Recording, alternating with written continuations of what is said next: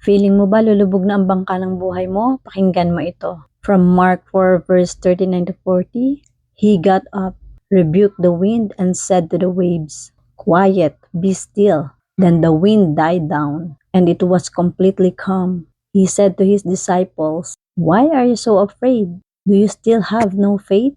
Minsan sa buhay dumarating ang mga sudden storms. Biglang bayarin, biglaang sakit, o problema sa pamilya na parang lulunod sa atin. Ang mga disciples, expert sa dagat yun, pero natakot sila. Pero si Jesus, natutulog lang sa gitna ng bagyo. Bakit?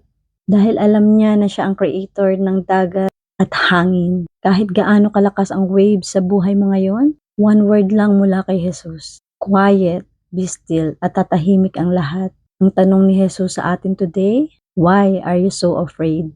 Kadalasan natatakot tayo kasi nakatingin tayo sa laki ng alon, imbis na sa laki ng Diyos na kasama natin sa bangka. Do not worry, hindi ka lulubog. Kasama mo ang Master of the Storm. Kaya tara, pray tayo. Lord Jesus, salamat po dahil kasama kita sa aking bangka, sa gitna ng aking mga bagyo. Nagsasalita ka po ng kapayapaan. Dagdagan mo po ang aking pananampalataya para hindi ako madaig ng takot. Amen. Let us declare, natahimik ang bagyo sa utos ni Jesus. Mananatili akong kalmado. Tandaan mo, the storm may be loud, but God is in control.